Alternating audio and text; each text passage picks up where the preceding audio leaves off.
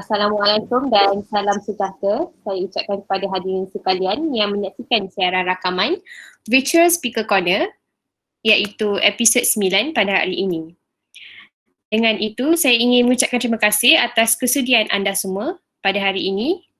Dan sebelum itu, saya ingin memperkenalkan diri saya iaitu nama saya Amira Nadira binti Zabidi dan saya merupakan moderator bagi episod kali ini.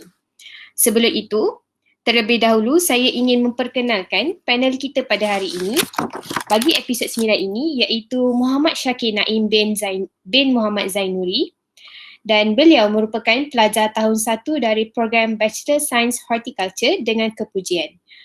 Beliau juga merupakan kelulusan Diploma Pengurusan Perdagangan Makanan di Universiti Putra Malaysia Kampus Bintulu.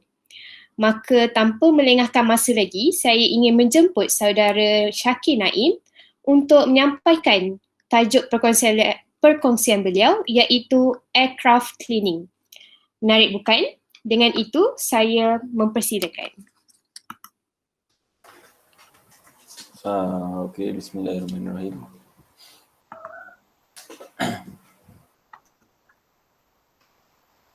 Okay. Assalamualaikum warahmatullahi wabarakatuh. Terima kasih kepada moderator. Terima kasih juga kepada Fakulti Pertanian dan Permatani kerana memberi saya peluang untuk berbicara pada hari ini. Sebelum saya memulakan, saya ingin memperkenalkan diri saya. Nama saya Muhammad Syakir Naim bin Muhammad Zainuri. Kos Bachelor Science Horticulture. Memandangkan pelajar tahun pertama bebas untuk memilih topik. Jadi topik saya pada hari ini adalah aircraft cleaning. Agak jauh sikit daripada bidang pertanian.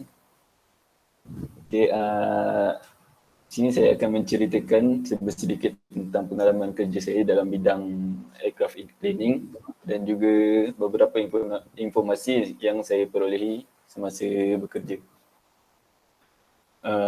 Pertama kali saya mencuburi bidang ini adalah selepas tamat SPM dengan mengikuti ayah saya. Okey, yang pertama, apa itu aircraft cleaning? Aircraft cleaning ialah satu bidang pembersihan kapal terbang. Aircraft cleaning ada terbagi kepada dua iaitu normal cleaning dan juga deep cleaning. Normal cleaning di mana kapal dibersihkan tanpa memasuki hangar. Kalau kapal tak masuk hangar tu maknanya dia inilah macam rehat. Dia macam dia tak servis kapal tu. Dia cuci-cuci biasa je. Okay, yang kedua, deep cleaning. Ini apabila kapal masuk ke dalam hangar untuk servis ataupun repair. Okay, next. Normal cleaning. Okay. Untuk normal cleaning pun terbahagi kepada dua iaitu interior dan exterior. Normal cleaning ni kira macam basic untuk kerja-kerja pembersihan ni.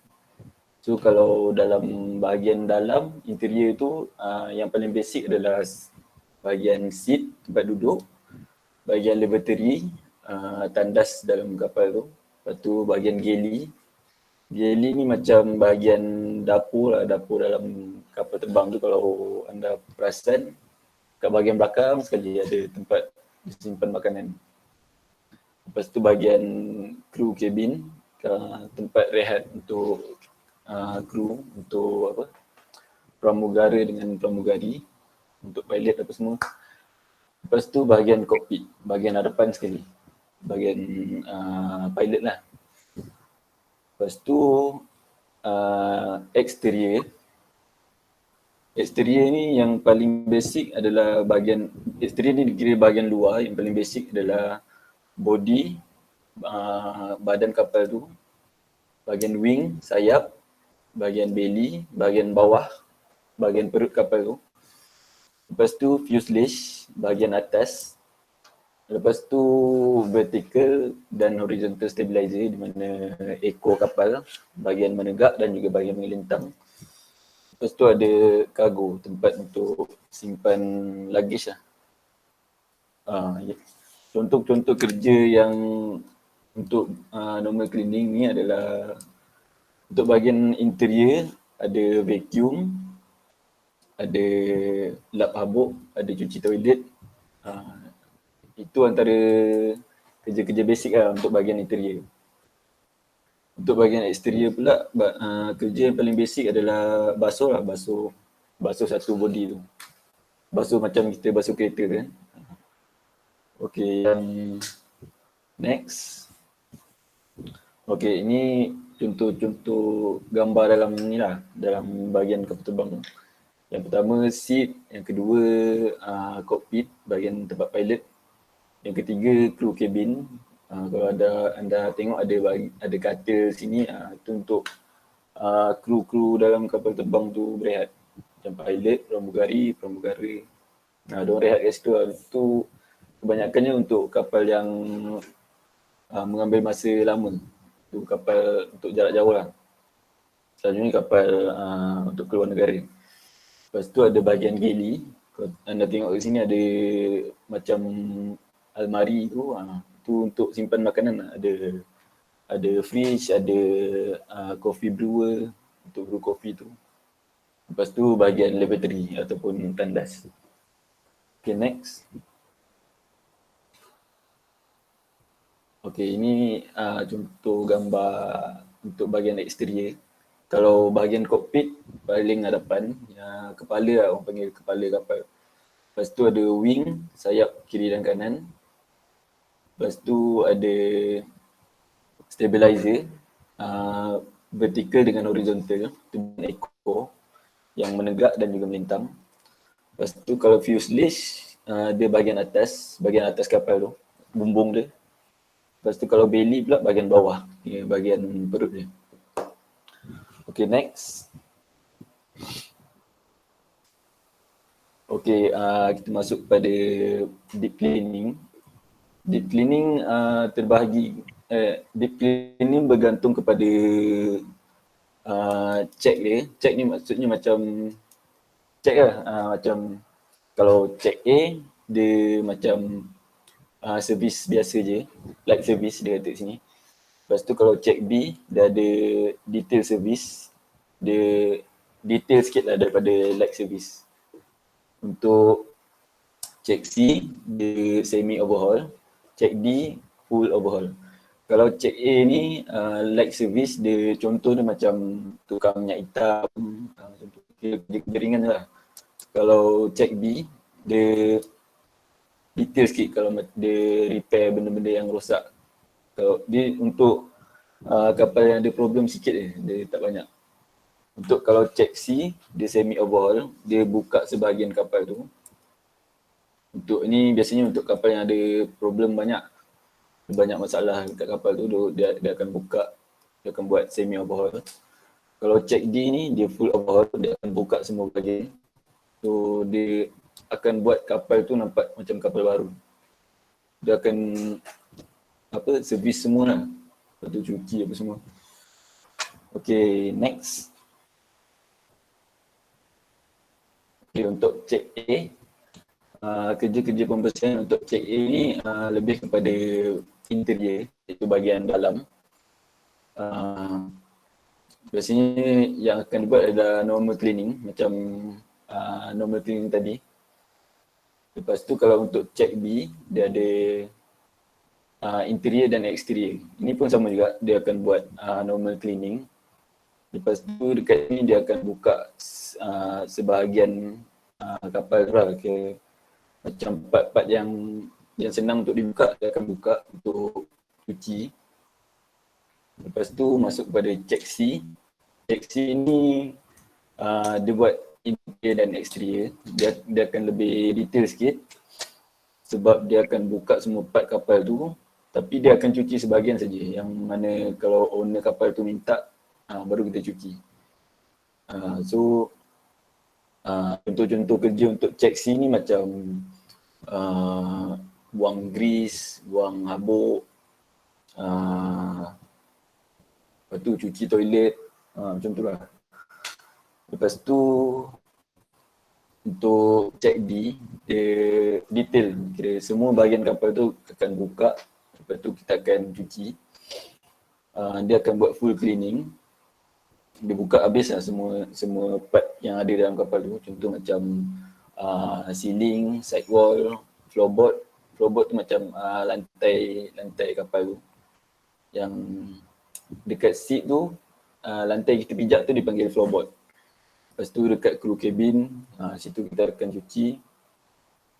Lepas tu kalau untuk bahagian exterior pula, untuk check D ni, dekat bahagian spar well ni tempat kalau bahagian sayap tu dibuka, bahagian dalam sayap tu dipanggil spar well. So kita akan cuci juga dalam tu. Lepas tu landing gear ni kalau kereta kita panggil tayar, kalau kapal terbang dia panggil landing gear. Sebab time landing dengan time nak naik tu je baru dia keluarkan tayar tu kan. Lepas tu ada wheel well. Wheel well ni tempat simpan tayar. So, kalau dia buka tayar, lepas tu kalau dia nak masukkan balik, tayar tu akan masuk dalam bahagian wheel well. Lepas tu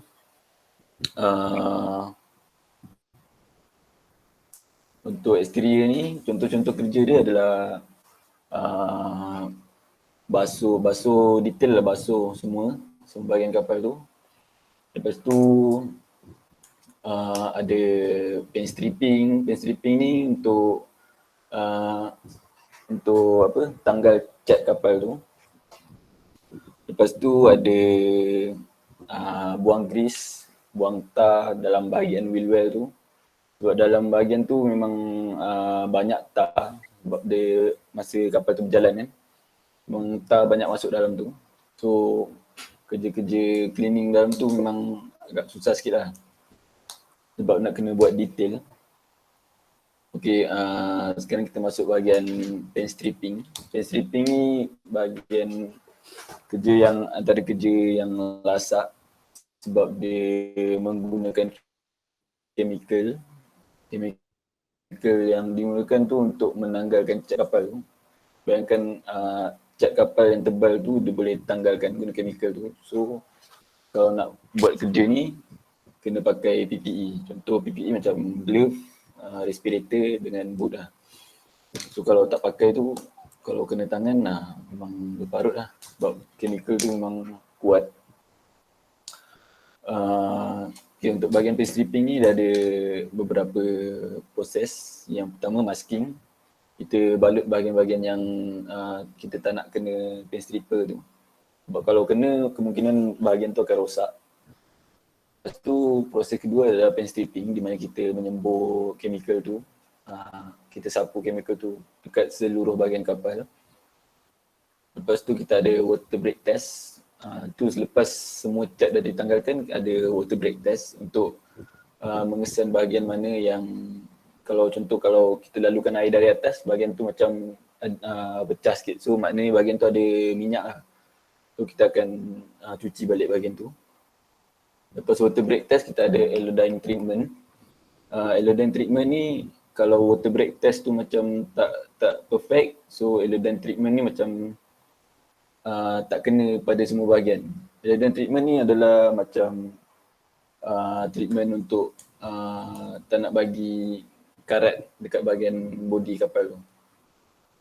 So kalau water break test tu tak perfect, Elodyne treatment tu dia takkan kena pada semua bahagian kapal dan kapal tu boleh kemungkinan ada karat lah.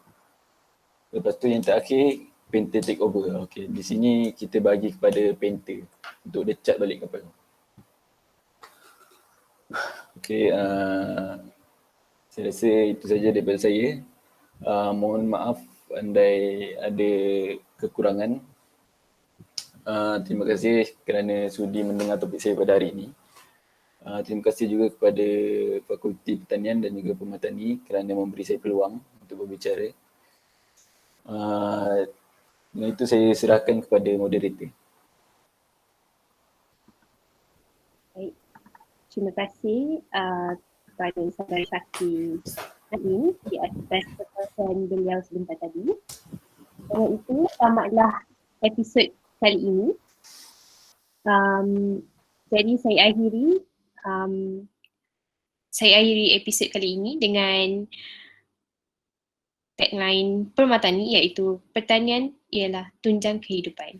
Sehingga kita berjumpa pada episod yang akan datang.